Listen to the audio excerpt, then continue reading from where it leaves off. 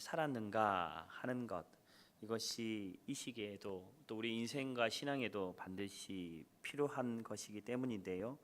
잘 살았는가라고 하는 것을 우리가 내가 잘 살았다라고 생각하게 하는 것이 어떤 기준이 있을까요? 뭐 어떤 열매가 있거나 내가 무언가 이뤄낸 것들, 올 한 해 평안했다, 뭐 여러 가지 기준이 있을 것인데요. 사실 그것은 우리가 눈에 바라볼 때에 내가 생각하는 관점에서의 잘 살았다는 것이 될 줄 생각합니다.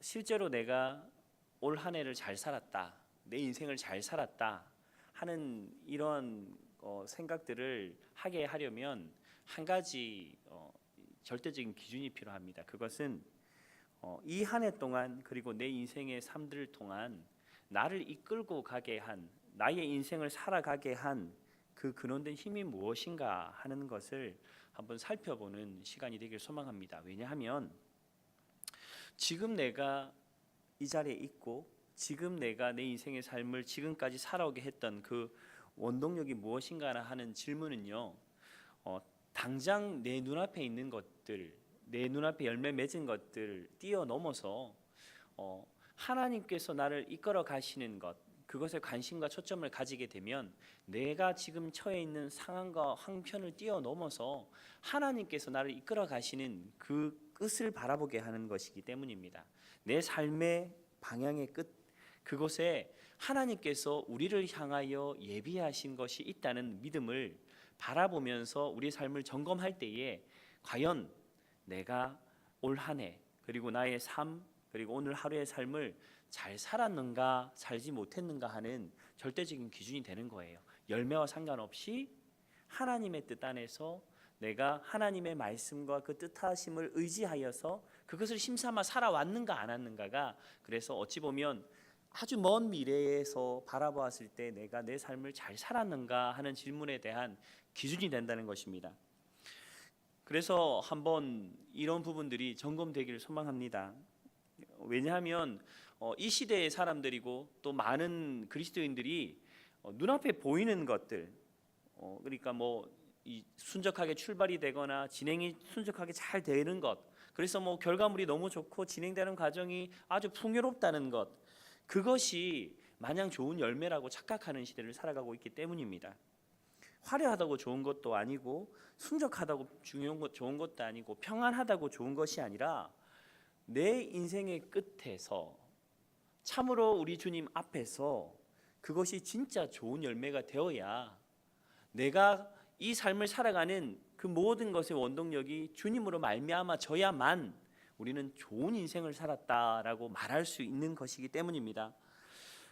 그래서 저는 이 자리에 있는 여러분이 진짜 하나님께서 기뻐하시는 뜻 안에서 내 인생의 삶이 인도되어지는 그러한 인생들 사시는 여러분 되기를 축원합니다. 쉽지가 않아요.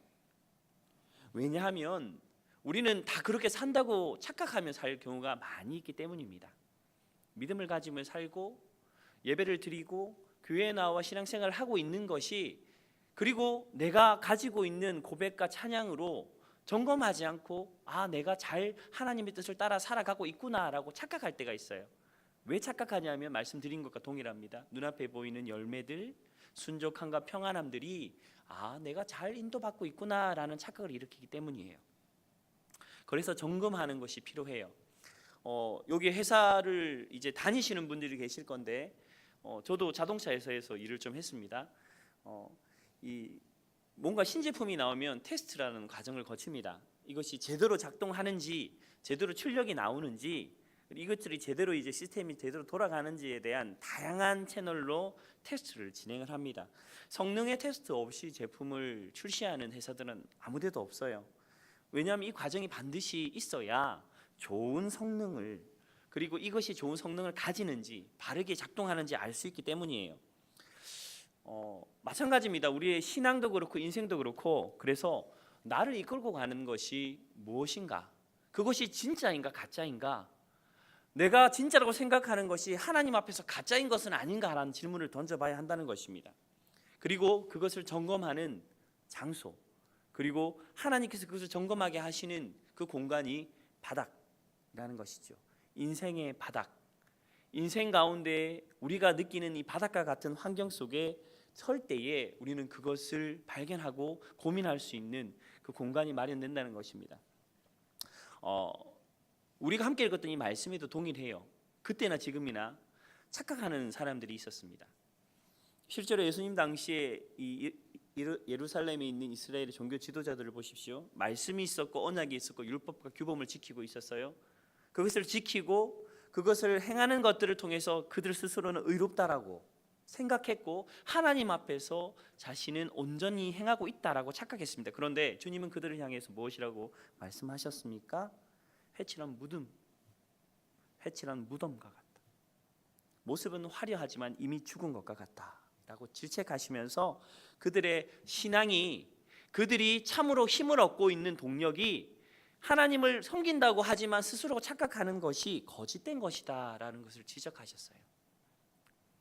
경건의 모양은 있으나 능력이 없는 그 모습을 질책하셨다는 겁니다. 우리의 삶을 한번 보세요. 유심히 봐셔야 됩니다. 세밀하게 보셔야 합니다. 내 신앙을 꼼꼼히 다시 한번 점검하고 테스트해봐야 합니다. 왜냐하면 내가 하나님 앞에 나간다고 스스로 여기면서 나가는 이 힘의 근원과 동력과 동기가 가짜일 수가 있어요. 하나님이 정말 기뻐하시는 그것이 아니 하나님과 전혀 상관없는 것을 나의 힘삼아 하나님 앞에 나는 예배한다라고 착각할 수 있는 것입니다. 예수님은 그들과 다르셨어요. 왜냐하면 문제가 터지고 상황이 터질 때 예수님은 진짜 능력으로 그 문제들을 해결해 주셨어요. 말씀이신 그분께서, 창조자이신 그분께서 하나님의 그 말씀이 이 땅 가운데 움직일 수 있도록 하나님의 뜻을 드러내시고 귀신을 쫓아내시고 가난한 자야, 마음이 병든 자, 육체의 질병 가운데 있는 자, 배고픈 자들을 회복시키시고 죽은 자인 나사로의 죽음까지도 완전히 이루어내시고 회복시키시는 놀라운 일들을 이루셨다는 것입니다. 사실 그 상황을 보고 사람들이요, 이 예수님을 메시아라고 실제적으로 믿고 따르기 시작했습니다. 죽은 나사로의 이 죽음을 해결하시는 그분이라는 이 사람들의 이 인식과 봄 앞에서 이 모든 사람들이 예수님을 따르는 일이 굉장히 많아지기 시작했어요. 그때 유대 지도자들이 처음으로 예수님을 죽이려고 그 마음에 품었다라고 성경에는 기록되어 있는데요. 정리하면 이겁니다. 우리가 일상생활 평소에 그냥 살아가면요, 가짜 진짜 구분이 잘 안 돼요. 근데 언제 구분이 되느냐면 이렇게 부딪히는 일들이 일어나면요 드러납니다. 아, 오늘 날씨 추워. 피곤하네. 오늘 주일인데 예배 한 빠질까? 라는 이런 간단한 질문에서부터 우리의 삶들에 있는 물질의 문제, 생각의 문제, 우리의 선택의 문제, 또 이 외부에 나가서 그리스도인이라는 것을 드러낼까 말까 하는 이런 사소한 문제들, 여러 가지 우리의 삶들 속에 부딪히는 문제들 앞에서 드러나는 게 이것이 내가 진짜인가 가짜인가가 드러나는 거예요. 내가 지금 움직이고 있는 이 힘의 근원이, 내가 가고 있는 이 방향이 진짜인가 가짜인가가 그때 드러난다는 것입니다. 우리 삶들에도 그래서 문제가 많아요. 작은 문제들부터 시험 치는 문제, 또 돈 버는 문제, 가족들 문제, 가족 관계들 문제, 자녀들 문제 많이 있습니다. 그때 점검해 보셔야 합니다. 내가 정말 주님으로 말미암아, 주님으로 인하여 주님이 나의 힘이 되셔서 내 삶을 경영하며 이끌어가고 있는지, 나의 욕심, 나의 생각, 내가 가진 계획, 내가 가진 결정의 기준들을 가지며 나의 삶을 믿음이라는 이름으로 포장하여서 나의 신앙을 끌고 가고 있는지 고민하셔야 된다는 것입니다. 가수는 노래를 잘 부르면 테스트가 검증이 되는 거고요. 음식은 만드는 조리사는 음식을 잘 만들면 돼요. 그리스도인들은 뭘까요? 그들의 삶들 속에 예수 그리스도의 향기가 나고 하늘로부터 우리 속에 주셨던 성령의 아름다운 열매들이, 성품의 열매들이, 삶들 속에 하나님의 역사들이 일어나는 것을 통해서 검증받는 것입니다. 그게 테스트예요. 그렇게 검증을 하셔야 되는 겁니다. 말씀을 실제로 우리의 삶들 속에 행해 보고자, 말씀대로 한번 순종해 보고자 마음 먹는 순간부터 부딪힙니다. 그리고 우리는 많은 순간 그것을 알면서도 외면하지요. 그런데 하나님의 말씀을 그렇게 외면하면서도 나는 진짜 신앙을 하고 있다라고 착각한 바리새인과 서기관과 같은 그러한 삶을 살고 있지는 않은가 점검해 보자라는 것입니다. 그 자리가 바닥입니다.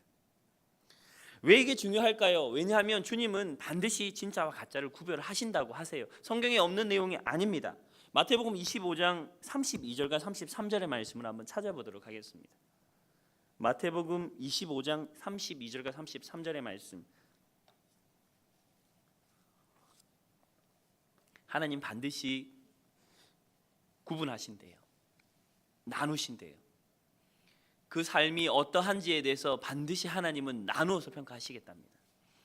마태복음 25장 32절과 33절 두 절의 말씀입니다. 같이 한번 읽어보도록 하겠습니다. 25장 32절과 33절입니다. 시작. 목자가 양과 염소를 구분하는 것 같이 하여 양은 오른편에 염소는 왼편에 두리라. 말씀에 분명히 뭐라고 되어 있습니까? 구분하신다고 하셨어요. 양과 염소를 구분하시고 마태복음 3장 12절에는 이렇게 되어 있습니다. 알곡은 모아 곳간에 들이고 죽정이는 꺼지지 않는 불에 태우시리라 하는 말로도 이 구분에 대한 내용들을 말씀하고 있습니다. 왜요? 성경은 이렇게 참된 것과 거짓 것을 구별하시면서 마지막 때에 대한 얘기를 하십니다. 디모데후서에는 너희는 이것을 알라 말씀하시며 말세에 고통하는 때가 이르리라라고 말씀하시죠. 마지막 때가 이른다라고 하십니다. 그 마지막 때, 고통의 때, 부딪힘이 많아지는 이때 때가 이른다는 겁니다. 역사를 한번 보십시오. 예전보다는 더 모든 과학 문명이 발달하고 모든 것이 편해지고 모든 것이 풍요로워야 될 이 시대에 더 많이 힘들고 더 많이 병들고 더 많이 마음이 상하고 더 많이 약한 자들은 연약함 가운데 죽어가고 있고 권력 가진 자들은 행행하며 더 심각하게 죄악들을 점점 수면하에 숨겨가면서 죄악이 아닌 것과 같이 사회 시스템 속에 녹여가면서 이 시대를 경영하고 있는 죄가 죄악이라는 시스템으로 변질되어서 운영되어지는 세상 속에 우리는 살아가고 있습니다. 부딪힘이 더 격렬해지고 진짜로서 살고 싶어하는 자들과 세상은 끊임없이 부딪히는 그러한 시대를 우리는 살아가고 있는 것이죠. 그때의 모습이 어떠하다라고 디모데후서 3장 1절 2절부터는 이렇게 말하고 있습니다. 사람들이 자기를 사랑하며 돈을 사랑하며 자랑하며 교만하며 비방하며 부모를 거역하며 감사하지 아니하며 거룩하지 아니하며 무정하며 원통을 풀지 아니하며 모함하며 절제하지 못하며 사나우며 선한 것을 좋아하지 아니하며 배신하며 조급하며 자만하며 쾌락을 사랑하기를 하나님 사랑하는 것보다 더하며 경건의 모양은 있으나 경건의 능력은 부인하는 자니 라고 말씀하시며 이렇게 우리에게 권면합니다. 이 같은 자들에게서 내가 돌아서라. 왜요? 하나님 구분하신다고 하셨어요. 진짜와 가짜를 구분하신다고 말씀하셨습니다. 그러니 내가 이러한 자들 가운데서 돌아서라. 그런데요, 이러한 자들 가운데 돌아선다는 것은 소도에 말씀한 것처럼 말세에 고통하는 때가 이르르니와 라는 말씀과 같이 고통을 동반합니다. 부딪힘을 동반합니다. 끊임없이 세상과 부딪히게 됩니다. 매 순간 하나님의 말씀과 세상의 기초와 가치 앞에 스스로가 계속 유혹받는 상황 속에 떨어진다는 것입니다. 그러한 상황이 되면 그래서 진짜와 가짜는 구분될 수밖에 없습니다. 부딪히는 상황 속에 우리를 유혹하는 목소리들이 있어요. 세상에서 말하는 방법들, 세상이 말하는 가치들, 기준들, 생각들이 우리 속에 들려올 때에 우리가 우리의 내면으로 어떻게 그 목소리 앞에 반응하는가, 그것이 테스트라는 겁니다. 그것이 우리를 점검한다는 겁니다. 사랑하는 성도 여러분, 오늘 하루 잘 사셨습니까? 어떻게 사셨습니까? 오늘 말씀에 비추었을 때에 오늘 세상 가운데 부딪히실 때에 어떻게 반응하셨습니까? 세상의 가치와 기준과 목소리 앞에 여러분은 진짜의 그리스도인의 삶으로서 반응하셨는가 하는 것입니다. 물론 어려운 일이에요. 굉장히요. 그렇지만 성도는 깨어있는 존재이고 하나님의 뜻과 영광을 위해 이 땅 가운데 부름받은 자들입니다. 깨어있는 자는 그래서 분별하게 됩니다. 깨어있는 자는 반드시 세상에 있는 것들과 부딪히는 것들을 용기 있게 받아들이고 그 속에서 그 부딪힘 가운데 하나님의 뜻과 목소리를 내는 삶을 살아가는 존재인 줄 믿습니다. 예수님은 그래서 십자가를 지심으로 사람들 속에 있는 그 내면의 모습들을 끄집어 올리셨어요. 베드로의 예수님을 향한 고백, 내가 주를 위해 죽겠습니다 라고 말했던 그 고백이 예수님의 고난의 그 십자가의 그 과정 가운데 거짓으로 드러났습니다. 닭이 3번 울기 전 베드로는 주님을 저주하며 부인하였고, 예수님을 죽기까지 사랑한다 하였던 제자들 또한 예수님께서 십자가에 고난받는 그 과정 가운데 모두 떠나버리고 숨어버리고 그렇게 주님을 그렇게 섬기며 당당했던 그 모든 그 사람들의 말과 행동은 예수님의 십자가 앞에서 다 사라져버렸습니다. 두려움에 벌벌 떨었던 그들의 모습이 드러났지요. 예수님께서 예루살렘에 들어오실 때 호산나 다윗의 자손이여라고 선포하며 환영했던 그 모든 백성들의 그 모습 또한 예수님이 십자가 지시는 그 길 가운데는 예수님을 향한 조롱과 돌 던짐을 행하는 그 모습으로 그들의 심령의 내면이 온전히 드러나 버렸다는 것이죠. 우리의 인생에도 그래서 바닥에 위치가 필요합니다. 삶으로 어떻게 할 수 없는 인생의 바닥의 자리에 서야 할 때가 필요한 것입니다. 바닥에 가봐야 진짜 내 모습을 알게 돼요. 포장한 내 모습이 아니라, 스스로 만들어낸 내 모습이 아니라 하나님 앞에 실존된 내 모습이 이 바닥에 내려가 봐야 알게 되는 것입니다. 그러면 발견하게 되는 그 모습은요, 오늘 금방 말씀드린 것처럼 십자가 앞에서 주님을 부인한 베드로의 모습이 내 모습이고, 주님의 고난 앞에 생명의 위협 가운데에 주인 되신 주님을 뒤로하며 배신하며 자신의 생명을 구원하기 위해서 도망갔던 제자들의 모습이 바로 내 모습이고, 주님을 그렇게 환영하고 호산나 다윗의 자손이라 환호했던 그 백성들이 주님의 십자가 앞에 돌팔매질하며 조롱했던 그 모습이 바로 우리의 모습이라는 것을 우리는 인생의 바닥에서 발견해야 되는 것입니다. 그것이 회심의 시작이고 우리의 신앙의 기초가 되어야 된다는 것입니다. 그것이 기초가 되지 않으면요, 우리는 가짜 신앙을 가지고 살아가면서 그것이 진짜인 양 착각합니다. 아니, 내가 가짜로서 신앙생활을 하고 있음에도 불구하고 그게 가짜인지 모르고 살아가요. 이 인생의 바닥, 이 자리에 우리는 반드시 서봐야 합니다. 예수님은 그러한 사람들을 위해서 묵묵히 십자가를 지셨어요. 십자가에 지시고 인생의 가장 밑바닥까지 스스로를 낮추셨습니다. 그리고 예수님께서 그들 가운데 있는 그 내면의 죄악들, 예수님이 죽음으로 실패하셨다는 그런 외면적인 모습 앞에 죄악이 승리하였다라고 스스로 여겼던 사단의 모든 괴계들과 에덴 동산 이후에 사람의 심령과 내면 가운데에 역사하였던 죄와 사망의 권세를 끄집어내셨습니다.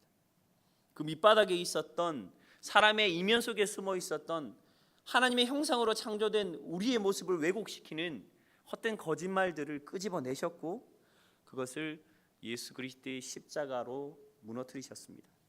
골로새서 2장 15절의 말씀, 통치자들과 권세자들을 무력화하여 드러내어 구경거리로 삼으시고 십자가로 그들을 이기셨느니라 라고 말씀하셨습니다. 왜 우리가 바닥에 가봐야 합니까?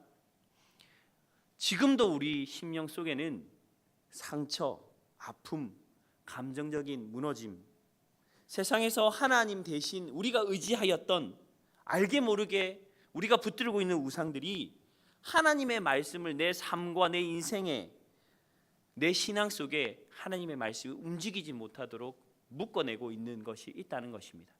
그것이 바닥의 상황에 내려가야 보여지는 것이죠. 바닥의 모습 속에 내가 철저하게 내려가야 내 속에 이 내면의 연약함들, 나의 죄성들이 드러나는 것입니다. 그게 직면되어져야 회개가 참으로 우리 삶들 속에 참다운 변화가, 그리고 참다운 능력이 하나님으로부터, 내가 아닌 하나님으로부터, 하늘로부터 흘러나오기 시작하는 것이죠. 그래야 진짜 변할 수 있습니다. 그게 회심입니다. 그것이 우리의 삶들 속의 변화의 시작이라는 것입니다. 예수님은 십자가를 지시면서 그래서 이렇게 말씀하셨습니다.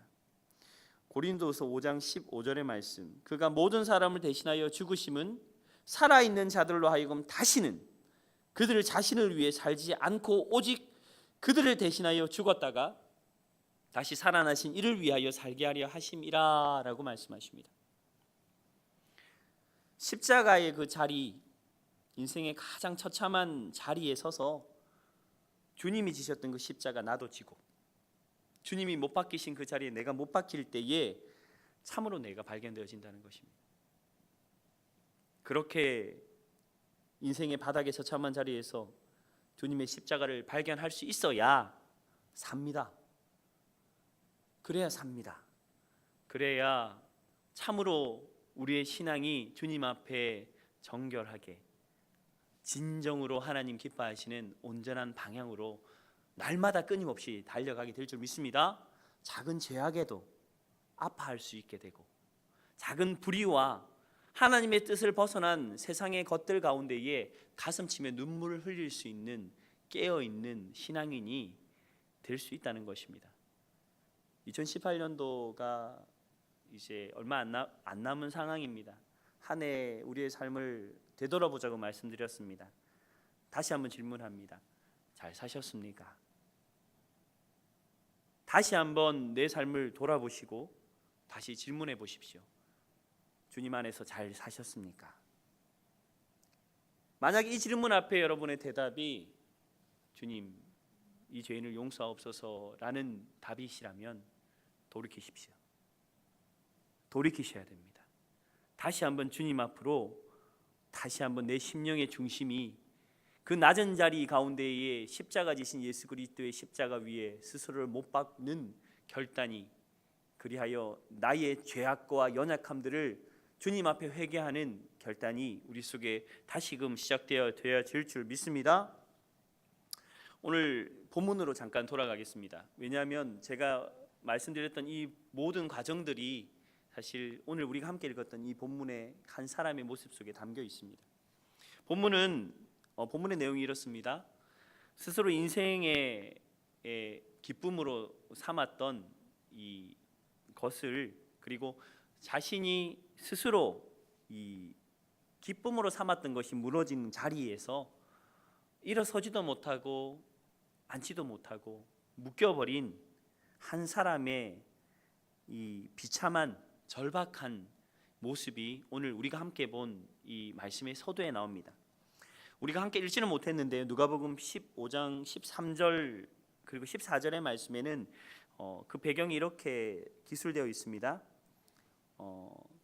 탕자의 비유에 나오는 내용이죠. 그 후 며칠이 안 되어 둘째 아들이 재물을 다 모아가지고 먼 나라에 가서 거기서 허랑방탕하여 그 재산을 낭비하더니 다 없앤 후 그 나라가 크게 흉년에 들어 그가 비로소 궁핍한지라라고 오늘 이 본문에 나오는 이 탕자의 상황을 설명하고 있습니다. 당시에 아버지가 돌아가시기 전에 재산을 달라? 이것은 내 분깃이니 내게 먼저 달라. 사실 이것은 아버지를 향하여 아버지 됨을 부정하는 것과 또 아버지와 그 모든 가족들을 모욕하는 것, 사실 가족으로 여기지 않는 것과 다르지 않는 상황입니다. 그런데 13절의 말씀은 그렇게 말한 후 며칠이 안 되어라는 말로 이 아들의 행동을 주목해 보입니다. 그렇게 말하고 요청한 후 얼마 되지 않아 그 아들은 재물을 다 모아 가지고 먼 나라로 간다고 하죠. 왜요?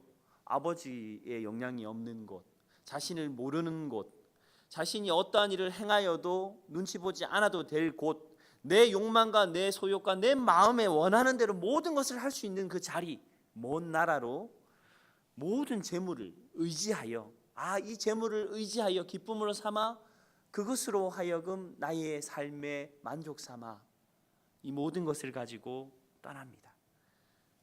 그런데 그곳에서 그의 삶이 오늘 13절에는 허랑방탕하여라는 말로 표현되어 있습니다. 허랑방탕하다라는 말, 이것은 방탕스럽다, 떠들썩하다라는 말, 이 두 가지 의미가 있습니다.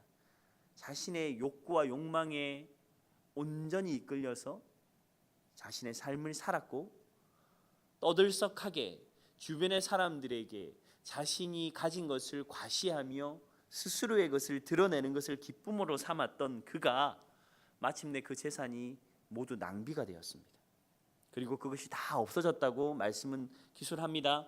그런데 여기에 한 가지, 자신의 선택으로 할 수 없는 한 가지 일이 터집니다. 그것은 그렇게 된 그때에 그 나라에 큰 흉년이 들었다고 합니다. 흉년이 들지 않았으면 아마 나름대로 자신이 뿌렸던 인맥을 가지며 살 수도 있었을 것입니다. 그런데 자신의 손으로 어찌할 수 없는 그 흐름 앞에 큰 흉년이 들어 비로소 궁핍한지라 하는 말로 그 사람이 처한 환경을 말하죠. 집 나간 아들의 상황은 바닥이었습니다. 인생의 바닥이에요. 모든 걸 탕진하고 흉년에 들었습니다. 그리고 아주 궁핍해졌어요. 그가 그 이후에 어떻게 되었을까요? 15절과 16절의 말씀엔 그가 돼지를 치는 일을 하게 되었다고 합니다. 이스라엘 사람입니다. 이방인들의 돼지를 치는 것과 다르게 이스라엘 백성들은 돼지를 이 하나님 앞에 부정한 동물로 여기죠. 근데 그가 그것을 직업으로 삼을 만큼 절박하였고, 그리고 16절에는 지엄 열매를 먹고 싶은, 배가 고파서 돼지가 먹는 사료인 지엄 열매라도 먹어 배를 채워보고자 하는 절박함 속에 있었지만 그것을 주는 이가 없어서 그는 궁핍하였다라고 기술되어 있습니다. 사람은 누구나 이런 고난이나 아픔과 같은 이 바닷가 같은 시간이 찾아옵니다.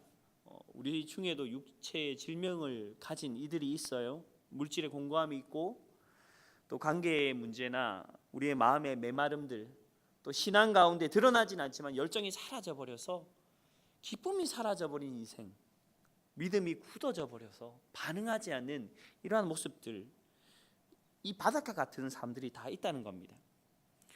절박하다 하는 말은 나의 이 문제를 도울 수 있는 사람이 사방을 살펴봐도 아무도 없다. 의지할 곳도 없고, 그래서 꼭 마치 저는 오늘 사실은 날씨가 추워지면 걱정을 하는 게 한 가지가 있어요. 집이 없으신 분들이 노숙을 하시거나, 차라리 여름은 괜찮은데 영하의 날씨에 떨어지면 항상 그 생각이 저는 들어요. 그분들을 혹시라도 위험에 처하지 않을까 하는 고민이 항상 저는 날씨가 추워지면 듭니다. 어쩔 수 없어요. 왜냐하면 제가 그런 분을 많이 만나다 보니까 그렇죠. 이 절박하다라는 이 모습이 꼭 그와 같을 것 같아요. 영하 이제 어저께 같은 경우도 영하 6도, 10도, 뭐 밤에는 더 떨어지겠지만 이러한 상황 속에 영하의 추위 속에 던져진 과부와 고아와 같이 오늘 이 하룻밤 그리고 긴 겨울을 보내야 할 그 두려움이 엄습해 올 때가 있습니다. 그러한 절박함에 이 인생의 바닥을 경험하는 시기가 우리 속에 있다는 겁니다. 그런데 본문은요, 이 둘째 아들의 이 절박함을 말하고자 이 말씀에 포커스를 맞추지는 않으세요. 이 절박함을 이야기하지만 실제로 이 말씀의 초점은 이 한 가지 메시지를 드러내고 있습니다. 이 15장에는 그래서 세 가지 비유가 있는데요. 잃어버린 양을 찾는 목자의 비유와 잃어버린 한 드라크마를 찾는 여인의 비유와 함께 오늘 잃어버린 아들을 찾는 이 아버지의 비유입니다. 돌아온 탕자에 대한 이야기로 잘 알고 있는데요. 이것의 모든 한 가지의 메시지는 잃어버린 아들을 찾고 기다리시는 아버지의 모습, 그 아버지의 마음이 오늘 우리가 함께 읽은 이 본문의 실제적인 포커스예요. 소망이 없는 절망 가운데 있는 이 아들을 지금도 찾고 계시고 기다리시는 그 아버지의 마음이 인생을 살아가는 우리를 향한 하나님의 마음이라는 것을 말씀은 우리에게 전해주고 있습니다. 책망을 하시지를 않아요. 이 비유는 네가 아버지 말을 듣지 않아서 이렇게 됐지, 너가 허랑방탕하게 썼으니까 이건 당연한 거야 라고 책망하시지를 않아요. 이 말씀의 내용은 이놈아 잘됐다, 이번 참에 정신 차려 라고 말씀하는 것이 아니라 절박하고 비참한 그 인생, 아들의 모습, 우리의 인생과 같은 그 절박하고 상처투성이인, 그래서 그 심령이 삐뚤어지고 왜곡되어져서 아버지라 여기지 않을 만큼 자신이 것을, 자신의 욕심을 소망 삼고 힘을 삼아서 살아가고자 아버지를 떠나버린, 아버지가 없다고 여기는 그러한 삶을 살아가다가 비참하게 추운 겨울날 버려진 고아와 가부와 같은 모습으로 떨고 있는 그 자녀를 향해 사랑하는 나의 신부여, 사랑하는 나의 아들아, 나의 딸아, 내가 너를 여기서 기다리고 있다, 내게로 돌아오라, 나의 사랑하는 품으로 내게 돌아오렴, 내가 기다리고 있다 하는 그 아버지의 마음이 오늘 우리가 본 이 본문의 실제적인 메시지라는 것입니다. 이것은 에덴 동산에서 죄악으로 인해 하나님과 관계가 끊어져 죄악으로 속박되어 떨어진, 죄악에 묶여버리고 하나님의 형상이었으나 왜곡되어져 죽어버린 아담을 향한, 세상의 사람을 향한 하나님의 사랑, 그것을 보여주고 있는 것입니다. 그런 의미에서 우리에게 인생의 바닥이 중요합니다. 왜냐하면 바닥은요, 사단이 감춰 놓은, 숨겨놓고 왜곡시켜 놓은 나의 모습을 보게 합니다.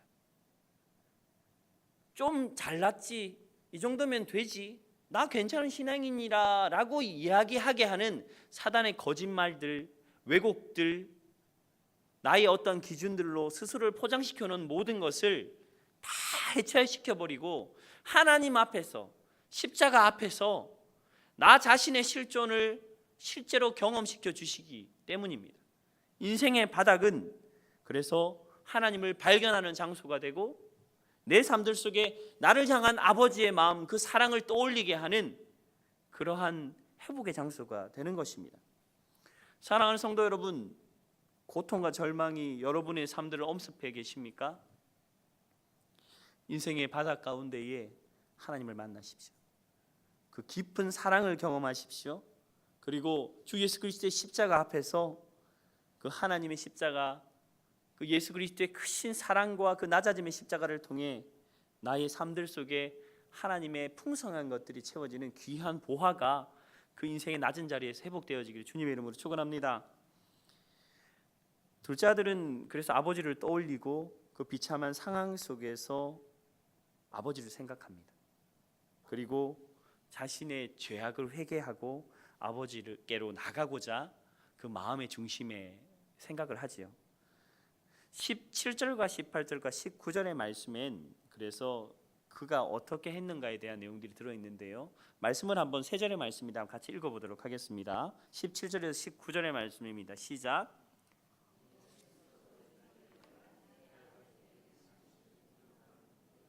많은가? 여기서 주려 죽는구나. 내가 일어나 아버지께로 가서 이르기를 아버지, 내가 하늘과 아버지께 죄를 지었사오니 지금부터는 아버지의 아들이라 일컬음을 감당하지 못하겠나이다. 나를 품꾼의 하나로 보소서 하리라 하고, 그가 인생의 바닥에서 스스로의 존재적인 인식 가운데에 나는 더 이상 아버지의 아들이라 일컬음을 감당하지 못하겠나이다 하는 이 고백이 참으로 우리의 고백인 줄 믿습니다.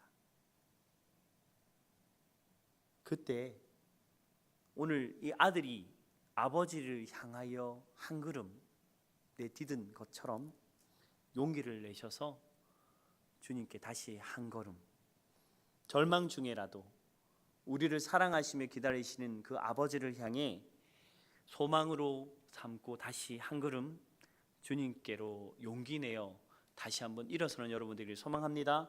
하나님은 우리의 모습들을 책망하시지 않으세요. 우리의 연약함을 알고 계시고 우리의 연약한 본질에 대하여 하나님은 이미 그 사랑으로 예수 그리스도의 십자가로 용서하셨습니다. 그러니 우리의 삶들 속에 들어오는 사단의 어떠한 공격 앞에서도 움츠려 들거나 멈추어 있지 마십시오. 스스로의 모습을 하나님 앞에 날마다 인정하며 그것을 덮어주시고 감싸 안아주시는 그 사랑을 나의 힘, 내 인생의 실제적인 동력을 삼아 살아가는 그러한 삶을 살아가기를 주님의 이름으로 축원합니다. 그것이 진짜 그리스도인의 삶입니다. 그것이 진짜입니다. 종교적인 어떠한 열심과 어떠한 것들을 이루어내는 것이 진짜가 아니라 그것은 다 가짜이고, 죄인된 나를 사랑하셨던 하나님의 사랑, 나를 지금도 기다리시고 안아주시는 그 사랑이 내 인생의 모든 것의 동력이 되는 삶, 그 삶을 살아가는 사람이 진짜 그리스도인의 삶을 살아가는 삶인 줄 믿습니다. 그것이 우리 속에 시작되어지고 회복되어지기를 소망합니다. 그렇게 되면요, 비판하지 않게 되고 비교하지 않게 되고 마음 상하지 않게 되고 사랑과 화평하며 평안하며 인정하며 포용하며 겸손하며 그들을 위해 눈물 지어주는 하늘의 아름다운 성품과 풍성으로 이 땅의 삶이 회복되어지게 될 줄 믿습니다. 내 것이 없는 나의 기준과 내 어떠한 것들이 나의 자랑되지 않는 그러한 그리스도인, 그 길이 진정한 그리스도인의 길인 줄 믿습니다. 사랑하는 성도 여러분, 서두에 말씀드렸습니다. 지금까지 내 인생을 이끌어오게 한 동력이 무엇입니까? 그게 무엇입니까? 나의 성공, 내가 가진 것, 내가 자랑하고 싶은 여러 가지 어떠한 것들, 나의 지식들, 사람들의 평가, 아니면 내가 가진 종교적인 경건함들과 의, 무엇입니까? 그것은 언젠가 무너지고 없어질 수밖에 없는 것들입니다. 진정으로 내가 나를 나되게 하시는 진정한 것, 그 가치, 그것은 나를 향한 하나님의 사랑, 지금도 포기하지 않으시는 하나님의 그 사랑의 열정, 기다리심인 줄 믿습니다. 그것이 나를 향하고 내 형제를 향하고 세상을 향해 흘러가는 것을 기뻐하며 우리의 삶 인생들 주님 앞에 그렇게 달려가기 소망합니다. 말씀을 마무리하겠습니다. 본문의 말씀은 이 모든 것의 스토리의 마지막으로 탕자였던 아들이 돌아올 때 그를 향해 눈물 지어지며 기다리시는 아버지와 아들이 상봉하는 장면으로 이 모든 것을 마무리 짓습니다. 20절의 말씀인데요, 같이 한번 읽어보도록 하겠습니다. 시작. 이에 일어나서 아버지께 돌아가니라. 아직도 거리가 먼데 아버지가 그들을 보고 측은히 여겨 달려가 목을 안고 입을 맞추니. 21절입니다. 아들이 이르되 아버지, 내가 하늘과 아버지께 죄를 지었사오니 지금부터는 아버지 아들이라 일컬음을 감당하지 못하겠나이다 하나. 아버지는 그렇게 고백하는 그 아들을, 그가 지었던 죄와 모든 실수들을 책망하지 않으십니다. 무엇이라고 22절에 되어 있습니까? 종들에게 이르되 제일 좋은 옷을 내어다가 입히고 손에 가락지를 끼우고 발에 신을 신기라. 그리고 살찐 송아지를 끌어다 잡아 우리가 먹고 즐기자. 이 내 아들이 죽었다 다시 살아났으며 내가 잃었다 다시 얻었노라 하니 그들이 즐거워하니라. 주님의 마음, 아버지의 그 기다리심 앞에 우리에게 주어진 삶의 시간들을 온전히 다시 반응하며 점검하는 이번 12월의 시간들이 되길 축원합니다. 회복하시고 다시 돌이키시고 하나님 앞에 나의 삶의 동력을 세상의 것이 아닌 참된 하나님의 사랑으로 채워나가는 귀하고 복된 여러분의 삶들이 되길 축원합니다.